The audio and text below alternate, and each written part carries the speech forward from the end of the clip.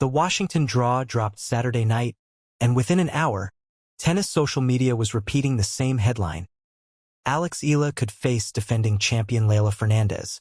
That is true, but it is not the most dangerous part of her draw. Before Eala can even think about Fernandez, she has to get through Olympic gold medalist Zheng Qinwen in the very first round. Not in a semifinal. Not later in the week. Round 1. And that matchup could decide whether the most talked about collision in Washington ever happens at all. Here is what makes this week so important. Eala enters the North American hardcourt swing with only 70 ranking points to defend across Washington, Toronto, Cincinnati, and the US Open. Tennis rankings work like carrying a backpack filled with last year's points. A player has to earn those points again just to remain in the same position. Fernandez enters Washington carrying 500 points because she won the title last season. Eala's backpack is nearly empty. Last summer, Eala lost her opening match in Toronto. Then a left shoulder injury limited her schedule. She played only 2 tour-level tournaments during the swing, reached the second round of the US Open, earned 70 points, and then disappeared from competition. That means every match she wins this summer adds to her ranking almost immediately. The Mubadala Citi DC Open is a WTA 500 event at the William H.G. Fitzgerald Tennis Center. Running from July 27th through August 2nd, the champion earns $252,000. But the bigger prize is momentum. Washington leads into Toronto, Toronto leads into Cincinnati, and Cincinnati leads straight toward the US Open. The field is stacked.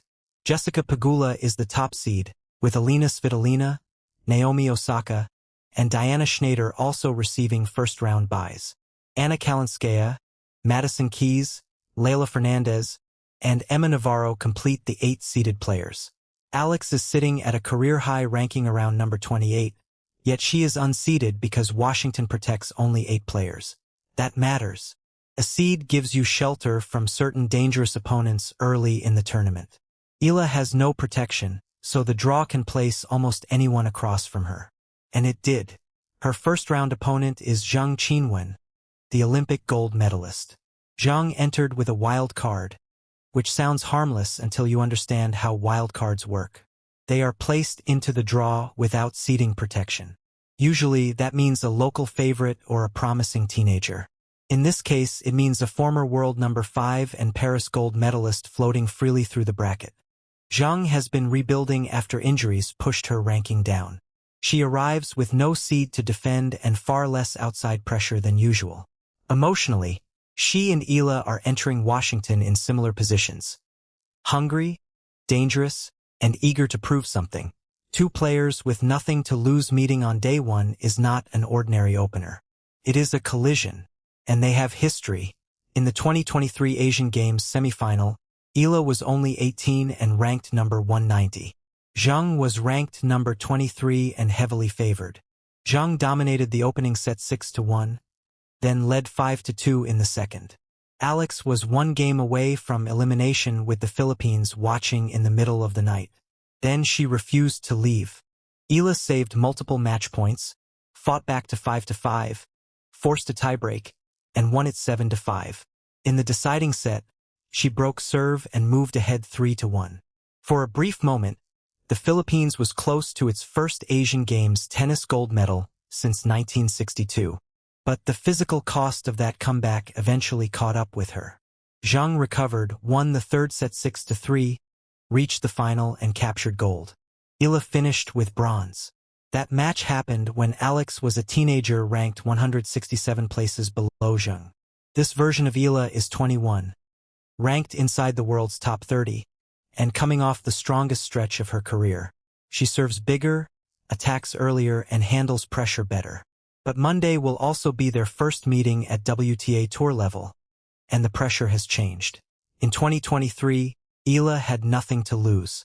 In Washington, she may actually be the higher-ranked player with an entire nation expecting another breakthrough.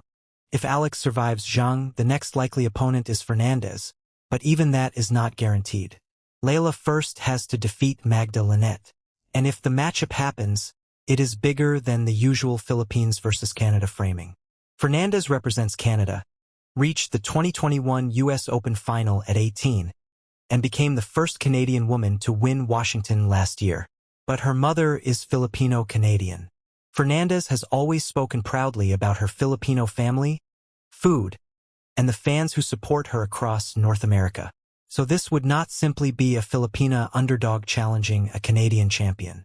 It would be two daughters of Filipino heritage meeting on an American court, carrying different flags but connected to the same community.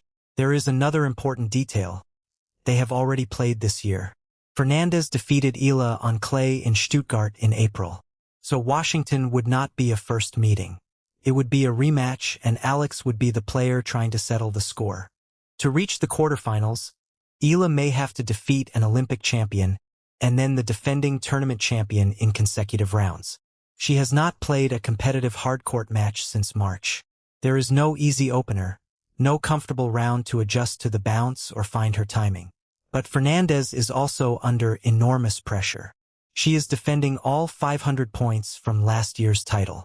When those points were temporarily removed from the live rankings earlier this month, she reportedly dropped from number 25 to number 34. For Fernandez, this tournament is not only about defending a trophy. It is about protecting her ranking. That creates a fascinating contrast. Eala has almost nothing to defend. Fernandez has nearly everything to defend. One player is climbing with an empty backpack. The other is trying to keep a full backpack from spilling open. Recent form gives Alex a real reason to believe. In Berlin, she defeated Queen's club champion Donna Vekic 7-5, 6-4. Then beat world number 2 Elena Rybakina by the same score. She followed that by defeating Elena Svitolina 6-3, 6-4 to reach the semifinals. Then came Wimbledon. Eala entered as the number 29 seed, becoming the first player from the Philippines ever seeded at a Grand Slam. She beat Renata Zarazua, Maya Joint, and then stunned the defending champion in straight sets to become the first Filipino singles player to reach the fourth round of a major. That is not one lucky afternoon. It is evidence that she can defeat elite opponents in consecutive matches. The exact challenge